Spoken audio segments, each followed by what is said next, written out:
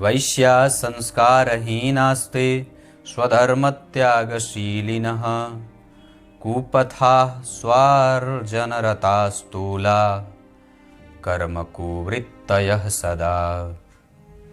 गुरुदेव द्विजातीनां भक्तिहीनाः कुबुद्धयः अभोजित द्विजाः प्रायः कृपणा बुद्धमुष्ठयः।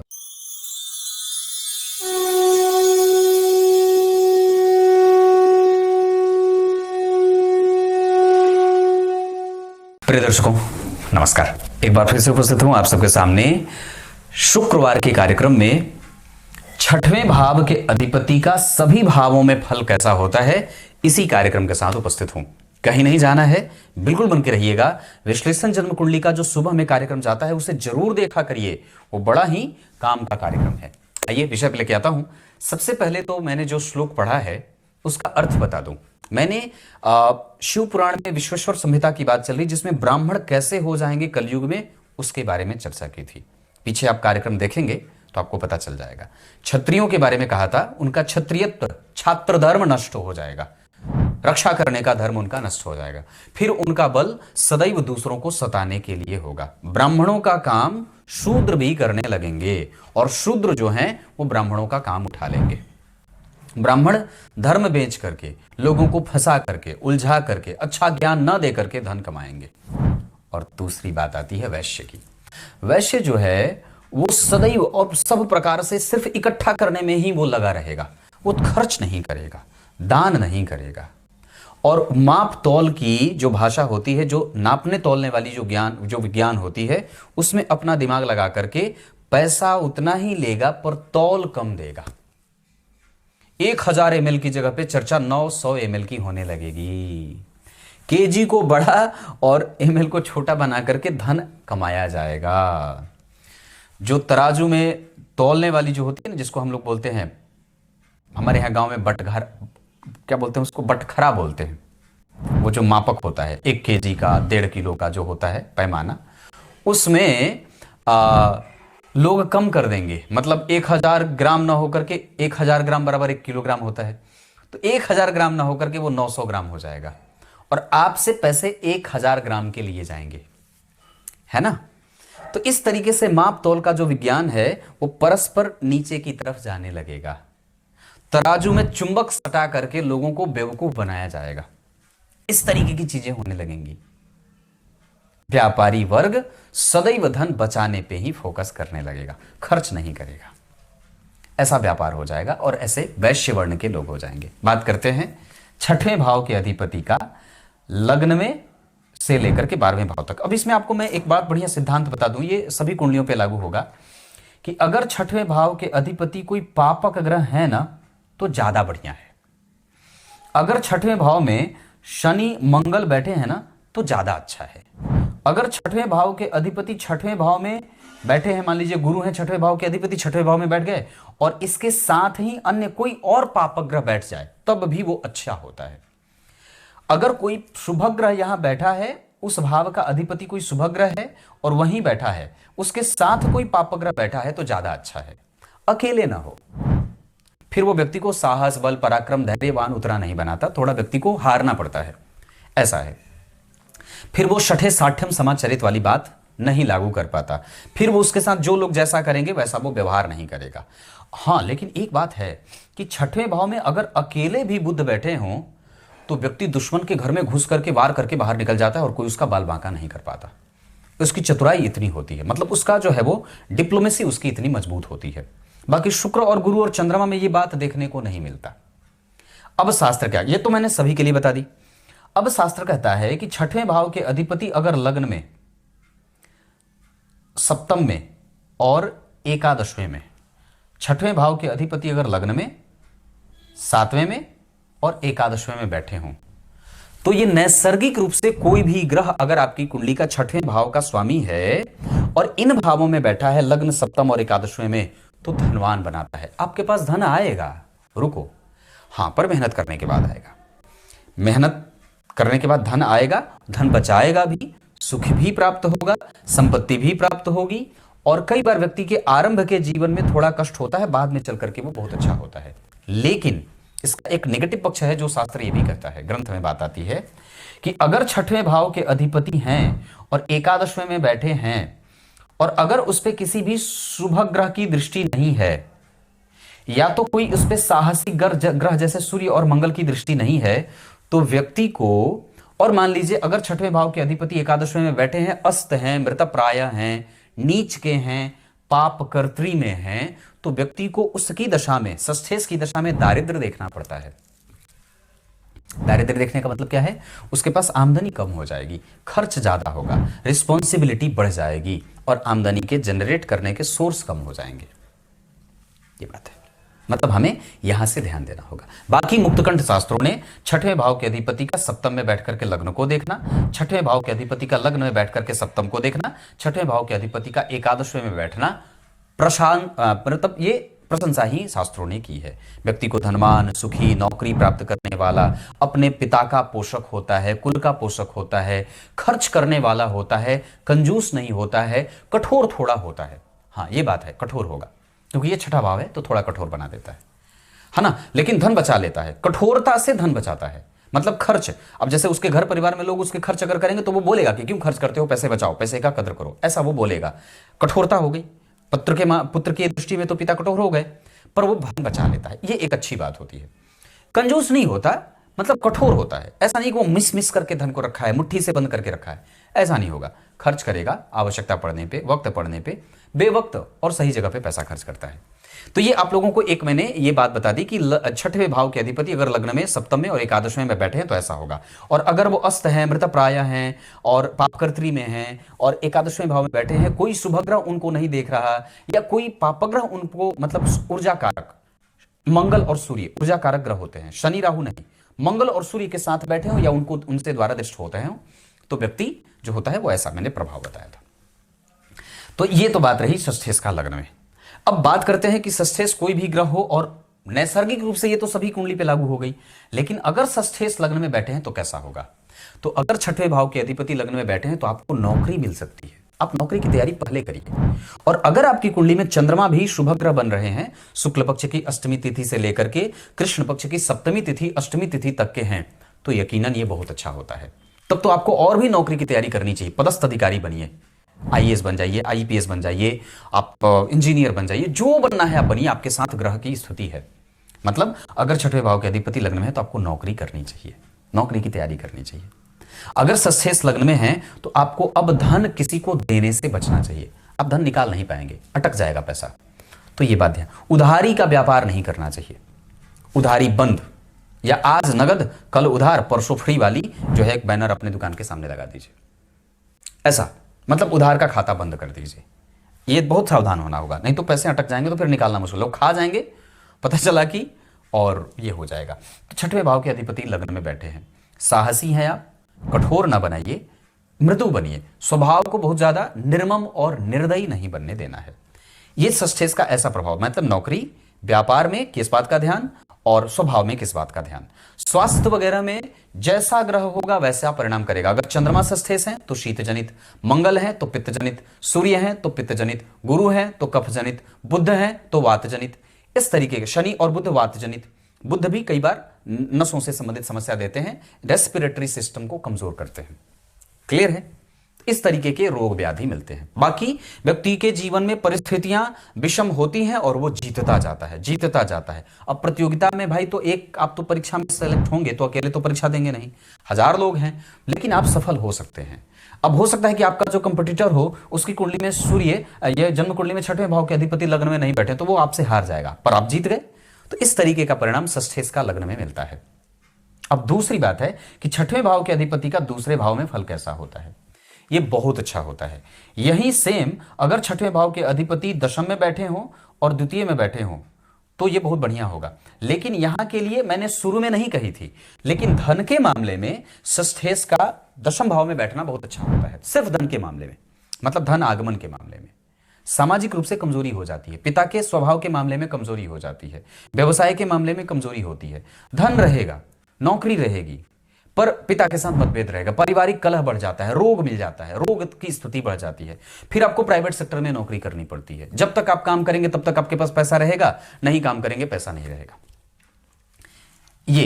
लेकिन षष्ठेश अगर द्वितीय भाव में बैठे तो व्यक्ति बहुत अच्छा धन कमाता है, बचाता भी है, उसको उसके पैतृक संपत्ति से बड़ा अच्छा धन मिल जाता है, उसको उसके दुश्मनों से भी फायदा हो जाता है, उन्हीं की चाल उन पे भारी पड़ जाती है।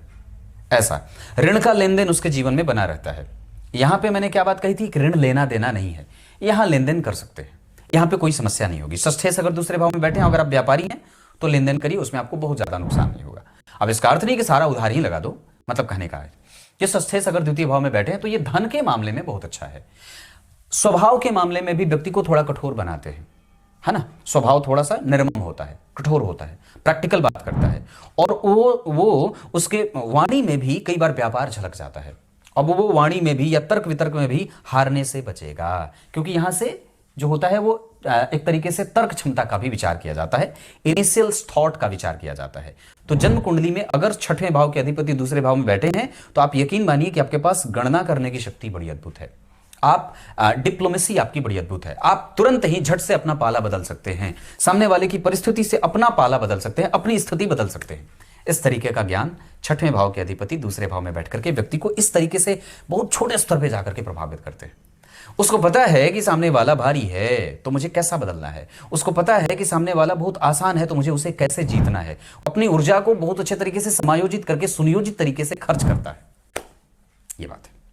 तो ये षष्ठेश द्वितीय भाव में धन है, ठीक है, बचाएंगे बहुत बढ़िया, कठोर हैं सामान्यतया, उसको थोड़ा और नॉर्मल किया जा सकता है। वाणी को संयमित रखना है और रखता भी है, उसको पता है कि मुझे कौन सी वाणी का को किस बुद्धि का इस्तेमाल कहां करना है। तो ये व्यापारिक नेचर होता है ना। तो इस तरीके का भाव दिखता है। व्यापार करें अपना खुद का, बहुत अच्छा है, नौकरी करें बहुत अच्छा है, सेना में जाएं बहुत अच्छा है, नेवी में जाएं बहुत अच्छा है, इंजीनियर बन जाएं बहुत बढ़िया रहेगा, माइंस में चले जाएं बहुत अच्छा रहेगा। तो इस तरीके का काम षष्ठेश कराते हैं। अब बात करते हैं छठवें भाव के अधिपति तीसरे भाव में कैसे होते हैं। ग्रंथ में बात आती है, यहां हमने इस बात का ध्यान रखना है कि छठवें भाव के अधिपति तीसरे में अपने भाइयों से, क्योंकि ये तीसरा भाव भाई का है और दुह स्थान के अधिपति भी यहीं बैठ गए। अब व्यक्ति अपने साहस, अपने बल, अपने पराक्रम, अपनी दुर्बुद्धि और अपने अभिमानी स्वभाव के कारण अपने भाइयों की नजर में दुश्मन बन जाता है। हमें अब अपने, विशेषतः छोटे भाई, अगर आप बड़े भाई हैं तो अगर आपकी कुंडली में छठवें भाव का अधिपति तीसरे में बैठा है तो हमें कभी भी अपने आप को बहुत ज्यादा एग्रेशन में ला करके अपने छोटे भाई बहनों से मित्रता को शत्रुता में नहीं बदलनी है। उनके साथ मित्रता बना करके रखिए, उनका ख्याल रखिए, उनकी आवश्यकताओं की चीजों की पूर्ति करने की कोशिश, इनसे ही आपके भाग्य का बल बढ़ेगा। क्योंकि इस भाव का पूरक है, देखो सात नवा भाव है ना, तीसरा भाव नवे का पूरक है, मतलब आपके भाई के साथ जैसे आपके संघर्ष बढ़ेंगे आपका भाग्य नुकसान जाएगा। तो कहने का अर्थ है सबसे पहले हमें यहां पे ध्यान देना है। दूसरा, ये पिता का व्यय, माता का व्यय है, तो रोग भाव के अधिपति माता के व्यय भाव में बैठ गए, मतलब अब हमें माता और पिता दोनों की संपत्ति और उनके स्वास्थ्य की सुरक्षा का विशेष ध्यान रखना है। बहुत ध्यान से समझिए, अगर छठवें भाव के अधिपति तीसरे में बैठे हैं तो माता और पिता दोनों का, क्योंकि पिता भाव से ये छठवां है, तो पिता का रोग और माता का व्यय, माता का नुकसान। तो छठवें भाव के अधिपति अगर तीसरे भाव में बैठेंगे तो हमें इस भाव की सुरक्षा बढ़ानी है। इस भाव से क्या क्या चिंता होती है? निद्रा, प्राणायाम, मोक्ष, माता का सुख, पिता के साथ माता का संबंध। आपके कारण कहीं आपके घर में कलह का वातावरण तो नहीं बन रहा है, इस बात का ध्यान आपको अब ज्यादा रखना होगा। मतलब छठवें भाव के अधिपति का तीसरे भाव में बैठने का अगर सामरिक रूप से माहौल देखते हैं तो आपका सबसे ज्यादा नुकसान आपके परिवार पे हो रहा है। फिर आपके कारण आपके परिवार की संपत्ति, आपके परिवार का नुकसान, आपके परिवार का वातावरण, आपके परिवार के लोगों के साथ संपर्क खराब नहीं होने चाहिए। बस इतना ही ध्यान रखें। बाकी धनवान तो होगा, सुखी तो हो जाएगा, मेहनती तो कर देगा, मेहनत होके मेहनत तो, ये सब तो आम बात है, ये तो कलयुगी प्रभाव है। व्यक्ति गधे की तरह मेहनत करता है, धन कमाता है। पर बात क्या है कि उसके अतिरिक्त जो चीज आपको जो सबसे ज्यादा निकट से आकर के बांधती है ना, आपका परिवार, वो आपसे दूर हो जाता है। तो हमें इस बात का ध्यान रखना है, हमें सावधान हो जाना है एक्स्ट्रा, क्योंकि मेरी कुंडली में छठवें भाव के अधिपति तीसरे में बैठे हैं माता, पिता, भाई, बहन, सगे संबंधी, इष्ट मित्र, ससुराल क्षेत्र। क्यों ससुराल कहा? क्योंकि नवम भाव से जो ससुराल के बड़े होते हैं ना, जो साले, सरहज वगैरह, सरहज सा जो बड़े होते हैं उनको आप लोग जानते होंगे, इसका विचार यहां से किया जाता है। तो आपको इन लोगों को भी बांध करके चलना है। इन लोगों से शत्रुता हो सकती है, इष्ट मित्रों से शत्रुता हो सकती है, क्योंकि चौथे भाव से मित्रता का भी विचार किया जाता है। माता को रोग ना हो, माता रुग्ण ना हो, स्वभावगत उनसे जो है वो मैत्री होती रहे, इसका ध्यान रखना होगा। ये यहां तक है, कोई दिक्कत नहीं है। अब छठवें भाव के अधिपति का चतुर्थ भाव से संबंध देखते हैं। छठवें भाव के अधिपति चतुर्थ में बैठ गए। यहां व्यक्ति खूब पोषक होता है, खूब धन देता है, माता और पिता को खूब धन देगा और उनको कहेगा आप चिंता मत करिए, मैं हूं, मैं नौकरी करूंगा, मैं व्यापार करूंगा, मैं धन कमाऊंगा, आपको कोई चिंता नहीं होगी। तो यहां नुकसान क्या था? तीसरे भाव में थे तो व्यक्ति उसका हरण कर रहा था, उनको चिंताएं दे रहा था, पर यहां पे अब उनका वो पोषक हो जाता है। ऐसे ग्रह भावों से प्रभावित होते हैं। क्यों होगा? क्योंकि छठवें भाव के अधिपति चतुर्थ में बैठ करके पिता को देखेंगे। अब मान लीजिए यहां पे अगर शनि है, चतुर्थ में बैठ करके पिता को देखेंगे तो भी पिता को अनुशासित और पिता के प्रति व्यक्ति का भाव बढ़िया। हाँ, अगर यहां पे इस भाव का अधिपति कमजोर है तब ये पिता को रोग देने लगेंगे, क्योंकि तब रोगेश की दृष्टि पिता के भाव पे है। फिर आपको अब अगर रोगेश है और वहां पे अगर कोई शुभ ग्रह यहां नहीं बैठा है ना, तो इसी यहां पे किसी शुभ ग्रह की दृष्टि है, तब ये रोगेश का नेगेटिव परिणाम मिलने लगेगा। फिर आपको ये, हालांकि नौकरी तो किसी हद तक मिल जाती है 100%। वैसे मैंने बहुत सारी कुंडलियां देखी हैं जहां षष्ठेश अगर चतुर्थ भाव से संबंध बनाते हैं तो उनकी दशा में या उसके प्रभावों में आकर के व्यक्ति को नौकरी मिल जाती है। पर यहां व्यक्ति माता को रोग देने वाला हो जाता है। जैसे बच्चे का जन्म होगा और उसकी कुंडली में छठवें भाव के अधिपति चतुर्थ में बैठे हैं, माता की रुग्णता बढ़ जाती है। अब माता पे उसका स्वभाव, माता से स्वभावगत माता की चिंताएं या माता का स्वास्थ्य उस बच्चे को चिंतित करता है। तो हमें चतुर्थ भाव में अगर हमारे षष्ठेश बैठे हैं, एक बात और है, अगर छठवें भाव के अधिपति शनि या मंगल हैं और चतुर्थ में बैठे हैं तो यह बात 200% सिद्ध हो जाती है कि व्यक्ति एक से अधिक भवन का सुख भोगता है।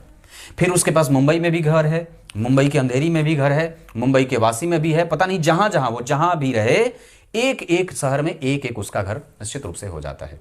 एक से अधिक गाड़ियों का सुख भोगता है। ऐसा इसको बहुत, मैं ये कोई ऐसे रटी हुई बात नहीं कर रहा, ये अपनी कुंडली और मैंने लोगों की कुंडलियों पे घटित होकर के देखा है, तभी आपको ये बात बता रहा हूं। और ये सामान्यतया ज्योतिष जो है, आपको एक बड़ी अच्छी बात बताऊं, दो तरीके से होता है। एक तो लिखने वाले ने लिख दिया, जैसे कोई एक ज्योतिषी निकले आचार्य बन गए, उन्होंने लिख दिया। आधुनिक काल के ज्योतिषों ने कोई भी अपनी पुस्तक लिख डाली, पर क्या उसके फल जातकों पे घटित हो रहे हैं? तो अगर वो होंगे तभी उसकी बात और ग्रंथ प्रामाणिक होगी, नहीं तो वो फिर वैसे ही व्यापार है ना। कि हमने जो ग्रंथ लिखी, जो हमने ज्योतिष के सूत्र बनाए, या क्या वो लोगों के ऊपर घटित हो रहा है? अगर वो घटित होगा तभी वो सही होगा, तभी वो ग्रंथ के रूप में मान्य होगा, नहीं तो फिर वो व्यापार के लिए किताब पब्लिश की गई है, सिर्फ वो किताब है, कागज का ढेर, कागज का टुकड़ा, बाकी इसके अतिरिक्त तो वो कुछ भी नहीं है। तो क्या बात कही कि अगर वो सूत्र लागू होता है तभी वो ग्रंथ के रूप में मान्य होगा, नहीं तो सिर्फ वो बात लिखी है।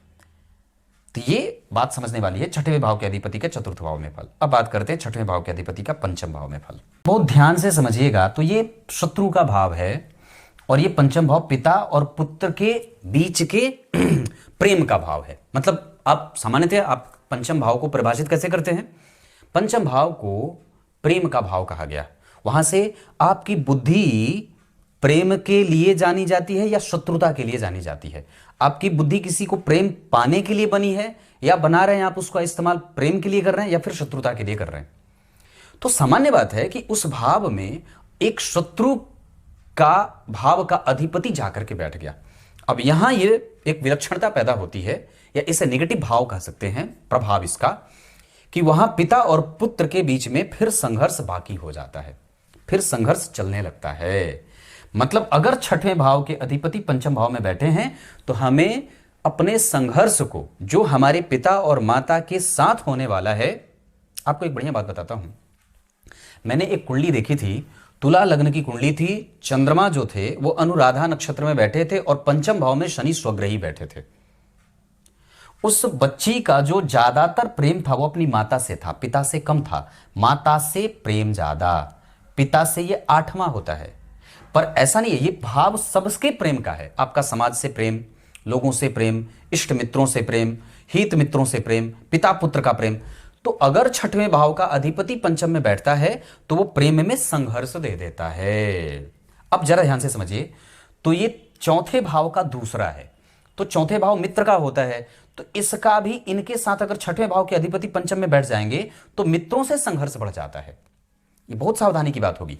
मतलब अगर हमारी कुंडली में षष्ठेश अगर पंचम भाव में बैठे हैं तो हमें हमारे मित्रों से, हमें हमारे इष्ट मित्रों से सावधान, मतलब उनसे शत्रुता नहीं करनी है। दूसरी कि षष्ठेश है पंचम भाव में बैठा है तो कई बार वो आपके रिकॉग्निशन पे, कई बार आपके प्रेम संबंधों पे, कई बार आपके स्वास्थ्य पे, कई बार आपके पेट में कमजोरी और इस तरीके की गड़बड़ी, ये एक सामान्य परिणाम मिलता है। पर बेसिकली इनका ज्यादा परिणाम ऐसा मिलता है। मतलब आपको अब इन सभी चीजों पे फोकस करना होगा क्योंकि आपके मित्र ही तो सबसे ज्यादा हैं।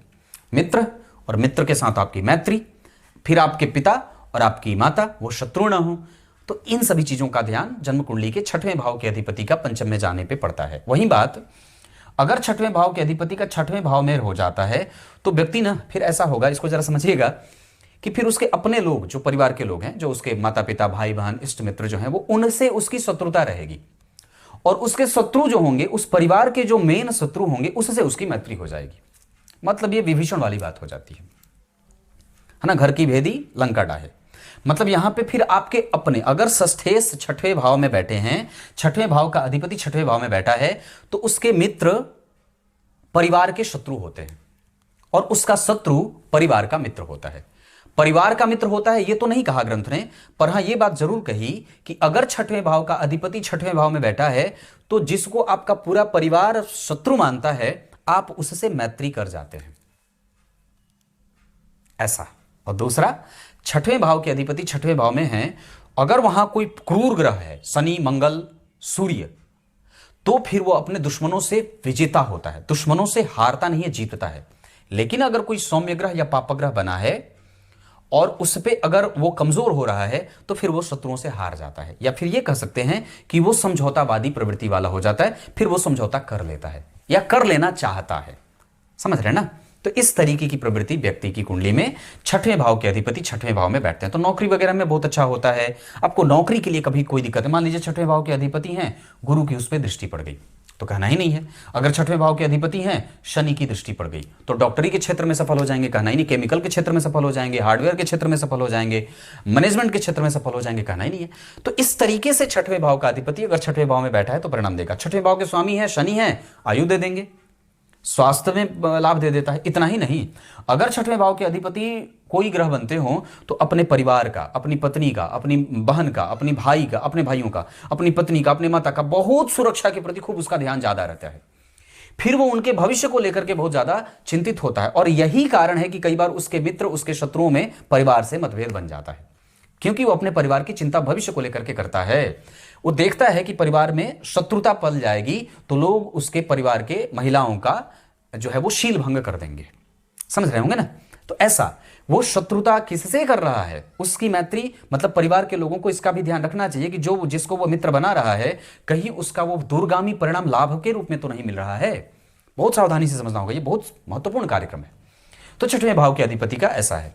अब बात करते हैं कि छठवें भाव के अधिपति यहां मैंने ये बना दिया था पर वो रिकॉर्ड नहीं हुआ था, इस वजह से फिर से कर रहा हूं।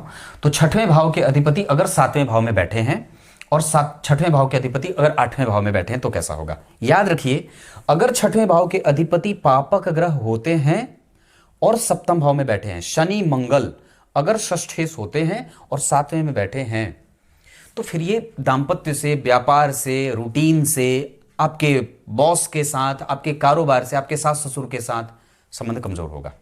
लेकिन अगर यहां कोई शुभग्रह षष्ठेश बनता है और सातवें में बैठता है तो ये बहुत अच्छी बात होती है।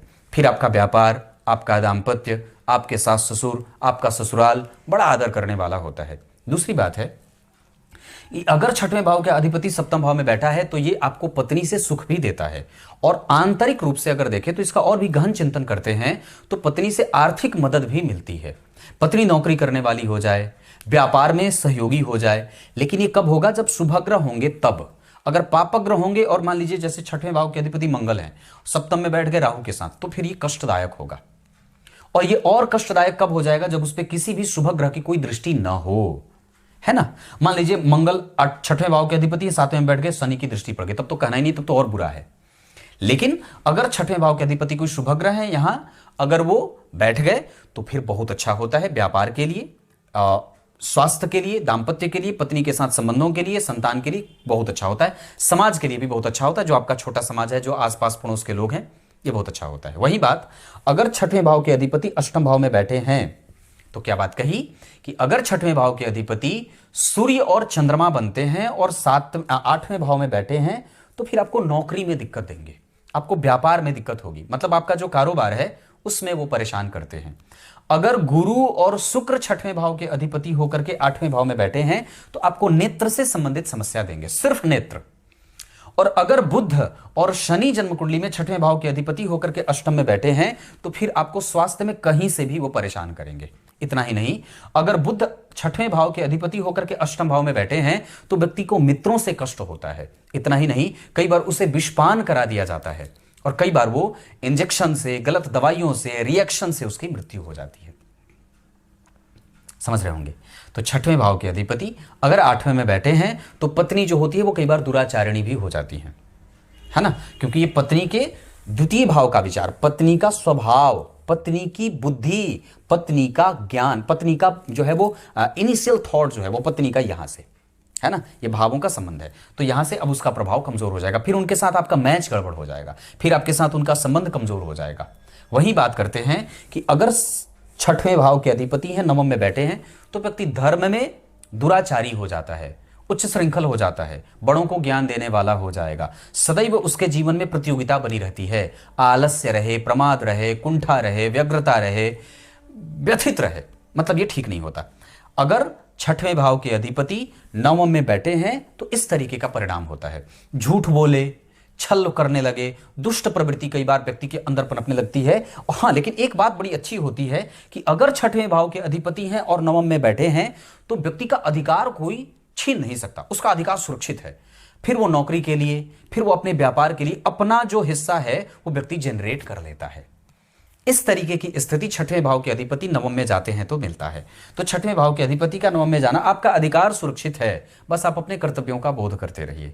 आपको नौकरी में अपने धर्म को लेकर के, अपने दान की प्रवृत्ति को लेकर के, बड़ों की सेवा को लेकर के, गुरुजनों के साथ संबंधों को लेकर के, अपने पिता के साथ संबंधों को लेकर के सावधान रहना पड़ेगा। और अगर वो भाव खाली है तो मैंने एक सूत्र करके बताया था कि नवम भाव का खाली रहना भी खराब नहीं होता, अच्छा होता है, बस वो पाप कर्त्री में ना हो। क्लियर है। अब बात करते हैं कि छठवें भाव के अधिपति दशम में है तो क्या होगा और एकादशवें में क्या होगा। यहां पे व्यक्ति को कोशिश ये करनी चाहिए कि जब आपकी कुंडली में छठवें भाव के अधिपति दशम में बैठे हैं तो आप अपने वर्ण के आधार पर व्यवसाय चुनिए, अपना काम चुनिए। दूसरा, आपके वंशज, आपके जो पूर्वज हैं उस वंश में, जिस वंश में आप जन्म हुआ है आपका, उस पूर्वज के व्यवसाय को उठाइए। मतलब आपके पिता, दादा, दादी जो काम करते आए हैं पूर्वज आपके, वो काम आपको ज्यादा सूट करेगा। दूसरा, अगर जन्म कुंडली में छठवें भाव के अधिपति दशम में बैठे हैं तो अब आपको अपने बॉस के साथ और आपको अपनी राजनीति करने की गति को बदलनी होगी और उस पर बहुत ही ज्यादा सौम्यता बरतनी होगी। मतलब अब आप बहुत ज्यादा एग्रेसिव नहीं हो सकते, नहीं तो वोट नहीं मिलेगा।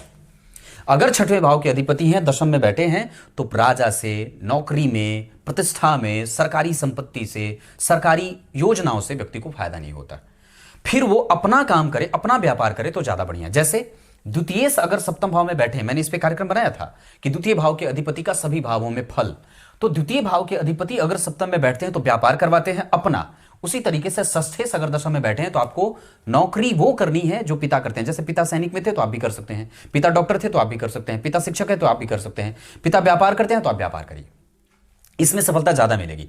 अगर आप अपने व्यापार से असंतुष्ट हैं तो कोशिश ये करिए कि आप अपना व्यापार अपने पितरों के हिसाब से करिए जो आपके पूर्वज करते आए हैं। जैसे अग्रवाल हैं तो अग्रवाल का काम करिए, ब्राह्मण है तो ब्राह्मण का काम करिए, क्षत्रिय है तो क्षत्रिय का काम करिए। इस तरीके का काम ग्रंथ कहता है। और अगर नौकरी करेंगे, और मान लीजिए अगर नौकरी होती हुई है तो यहां पर अगर राहु केतु शनि मंगल का प्रभाव ज्यादा रहेगा तो फिर नौकरी में दिक्कत होगी। वहीं बात करते हैं कि षष्ठे अगर एकादशवें में, मैंने कहा बहुत अच्छा होता है। शुभ ग्रह है तो बहुत बढ़िया है, पाप ग्रह है तो थोड़ा लालची बनाएगा, थोड़ा जिद्दी बनाएगा, कई जगह से व्यक्ति का इमोशन जुड़ा रहता है, वो कई लोगों के साथ संपर्क करके धन कमाना चाहता है, इधर से भी चापलूसी कर ले, उधर से भी चापलूसी कर ले, ये पाप ग्रह होता है। कुछ पैसा इधर शेयर से कमा ले, कुछ उधर बॉन्ड से कमा ले, कुछ LIC से कमा ले, कुछ इधर कमा ले, कुछ सूद पे कमा ले। अगर एकादशवें भाव पे पाप ग्रह का प्रभाव है तो ऐसा वो काम कराएंगे। वहीं अगर छठवें भाव के अधिपति 12वें में बैठे हैं तब तो बाबू ऋण का लेन देन बंद करिए, किसी को देना बिल्कुल बंद, फुल स्टॉप। ये यहां पे नौकरी, व्यापार और कई तरीके से व्यक्ति के जीवन में संघर्ष जोड़ देते हैं अब व्यक्ति को कोर्ट केस कचहरी में जाना पड़ता है। आध्यात्मिक उन्नति व्यक्ति की इतनी ज्यादा हो जाती है कि कई बार वो पूरे परिवार का त्याग कर देता है, और कई बार वो किसी ऐसे बड़े नेता के संपर्क में चला जाता है जहां के जाने के बाद वो अपने परिवार को भी भूल जाता है। इस तरीके की चीजें आती हैं। छठवें भाव के अधिपति अगर 12वें में है तो भवन का सुख, भूमि का सुख, वाहन का सुख, माता का सुख, पिता का सुख, परिवार का सुख, इष्ट मित्र का सुख वंचित हो जाता है, और कई बार वो अपना पूरा जीवन किसी के यहां रह करके बिता देता है, उसकी चिरौरी करता हुआ, उसकी चापलूसी करता हुआ उसके यहां रह करके बिता देता है। ऐसी स्थितियां बनती हैं। तो छठवें भाव के अधिपति का इस तरीके से मैंने संपूर्ण भावों में फल बताया है। कुछ इसी तरीके से आज के इस कार्यक्रम का समापन करते हैं। कार्यक्रम पूरा देखिए, मैं टाइम स्टाम्प लगा देता हूं, आप कमेंट में जाकर के देखेंगे तो आपको मिल जाएगा। तब तक के लिए बहुत बहुत नमस्कार।